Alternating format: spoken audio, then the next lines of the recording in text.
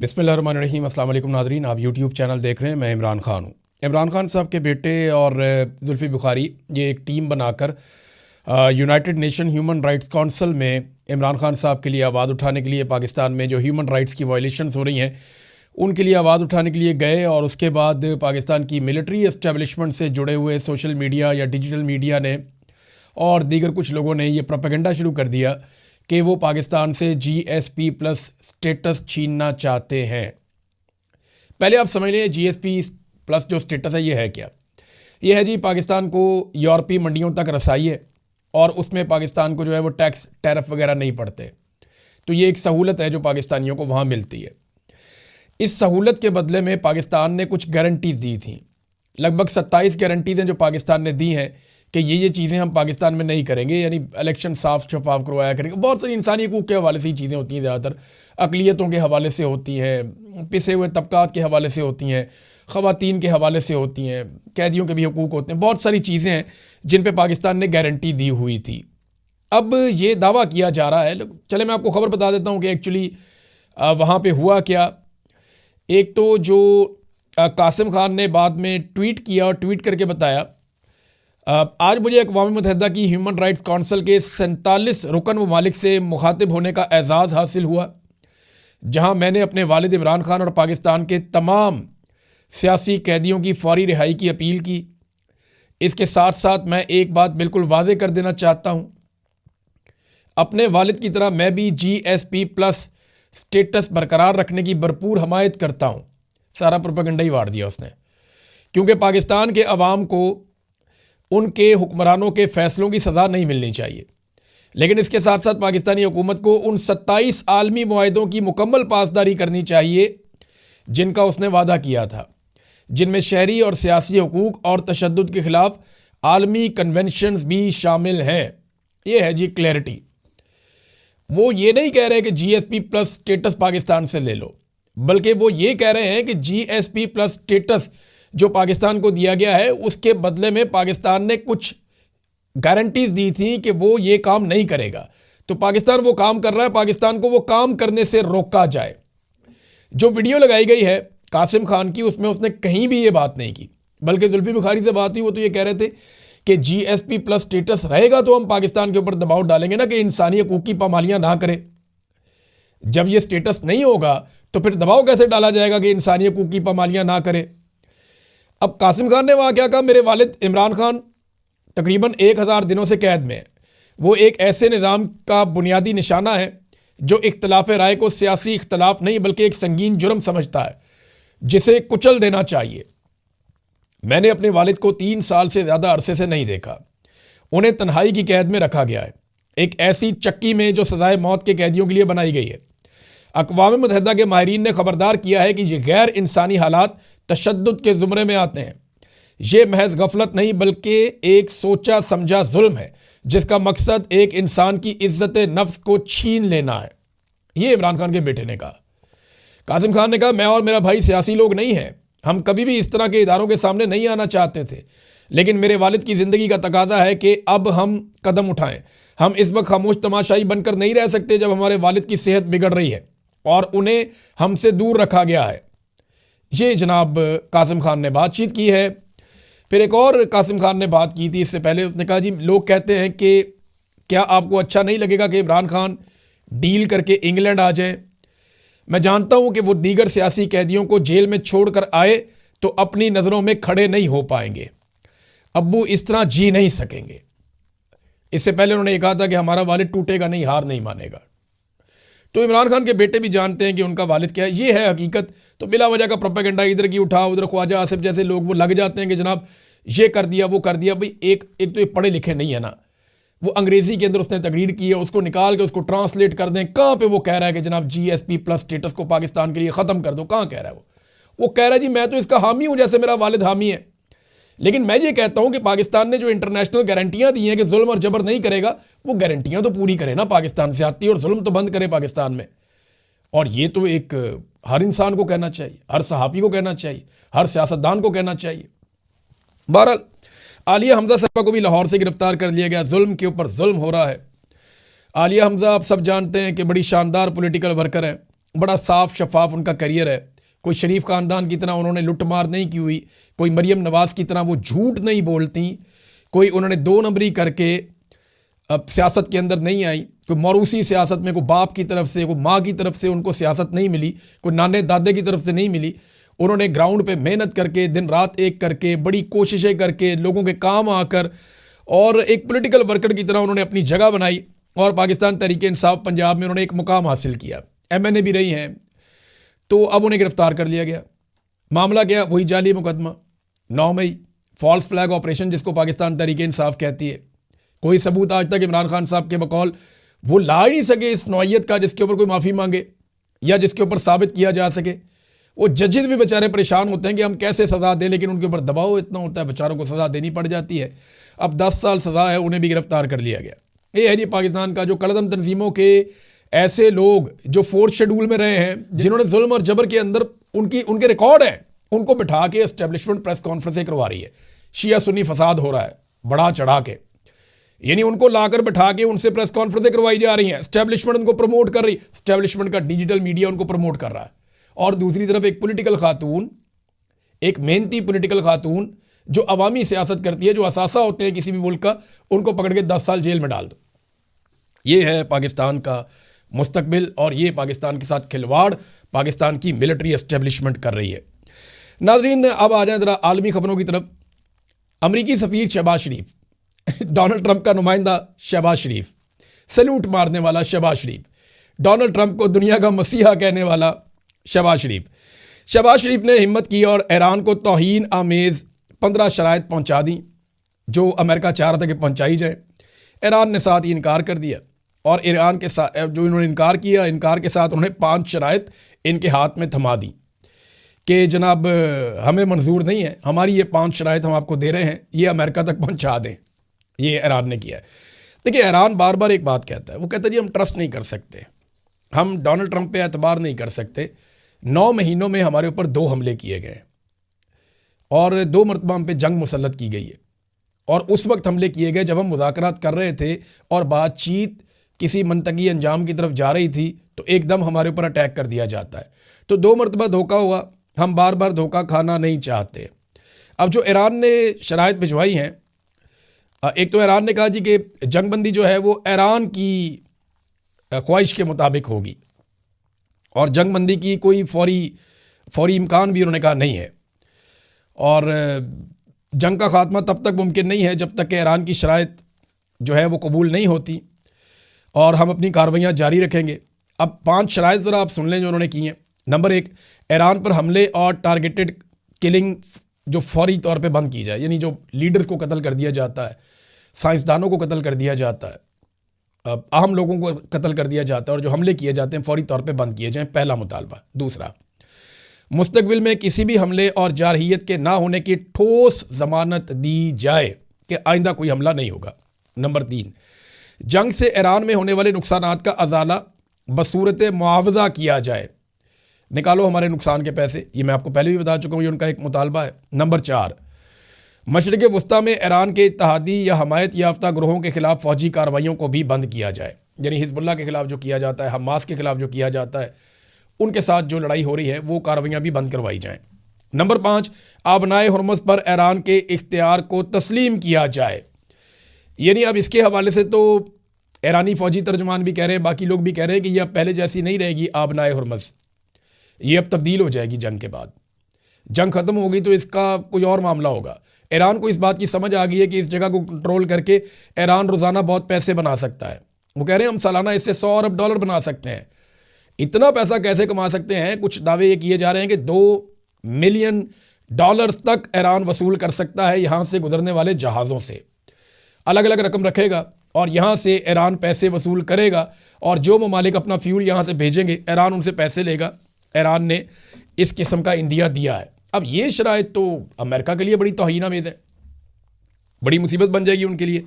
देखिए ना, American senators क्या कह रहे हैं, उनके पार्लियामेंटेरियंस क्या कह रहे हैं। मैं सुन रहा था उनके खिताब, वो कह रहे हैं जी हमने अपने आप को एक अजीबोगरीब मुसीबत में डाल लिया। आबनाए हुर्मुज़ जंग से पहले खुली थी और बेहतरीन काम चल रहा था। हमने जंग की, जंग के अंदर हासिल भी कुछ नहीं किया और आबनाए हुर्मुज़ बंद करवा ली। अब उसको खुला रखने के लिए हमें रोज़ाना $2 अरब कम से कम चाहिए। और ये $2 अरब कोई छोटी रकम तो नहीं है। पूरी दुनिया के अंदर महंगाई बहुत बढ़ती चली जा रही है, अमेरिका में कीमतें बहुत ऊपर जा रही हैं। ये मसला हमने खुद अपनी बेवकूफ़ी से पैदा किया है, ये जनाब अब अमेरिकन कह रहे हैं।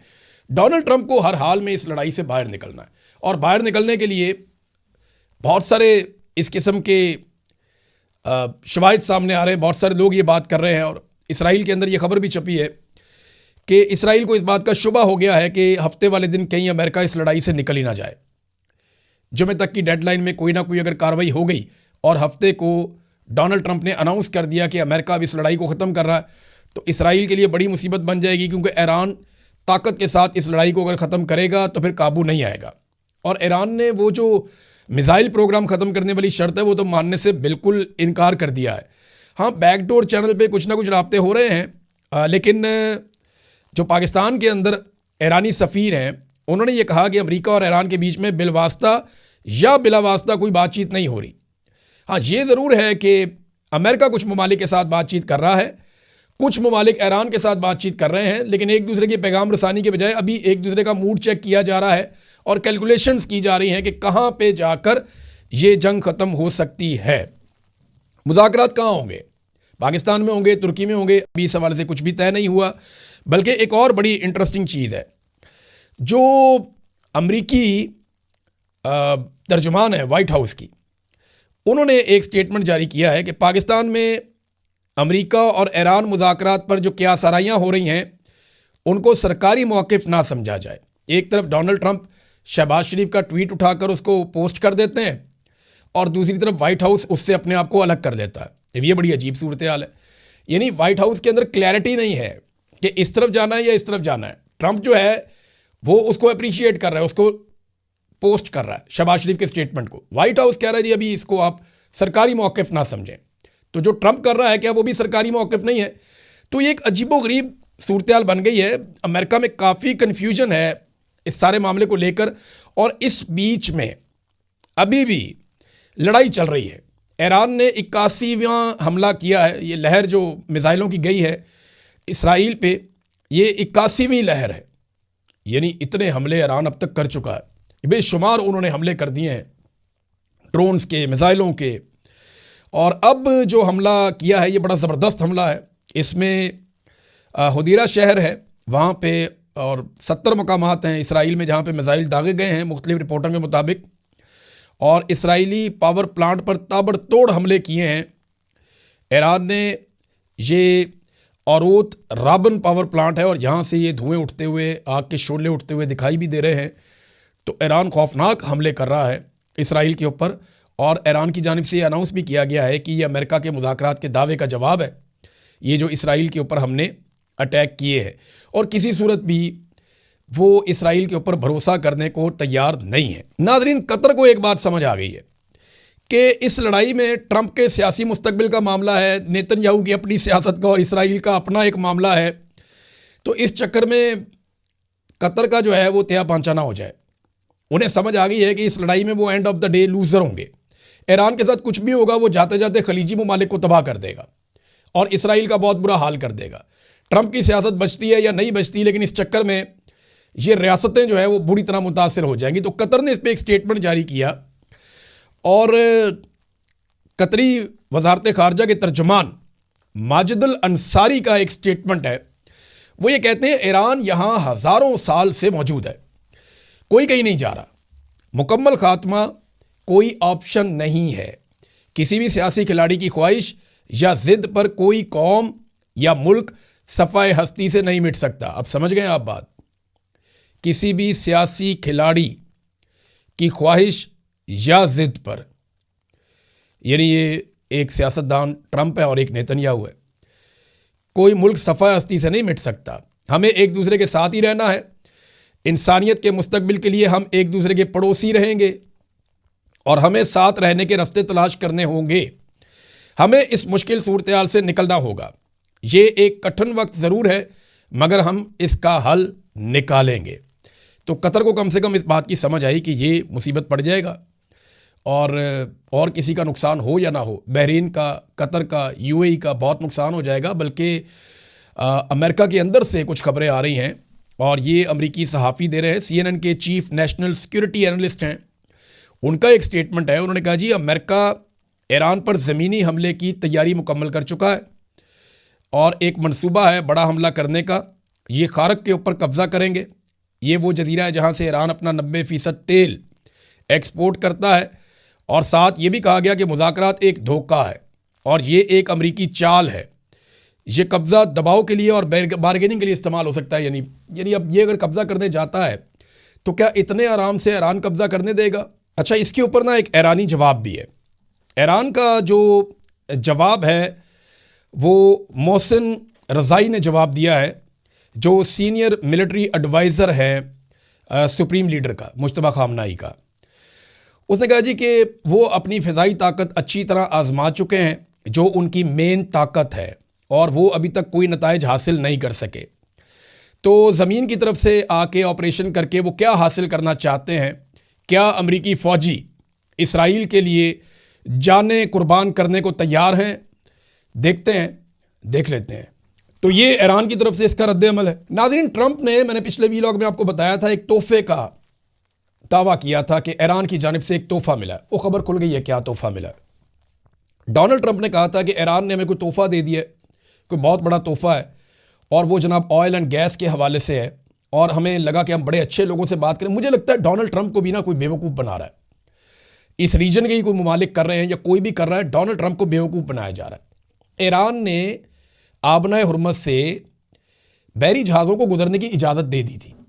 उसने कहा था ये सबके लिए खुला है, और बहुत से ममालिक ईरान की शराइत के ऊपर ईरान से बातचीत करते हुए आबना हुर्मुज़ से अपने तेल के टैंकर निकाल भी रहे थे।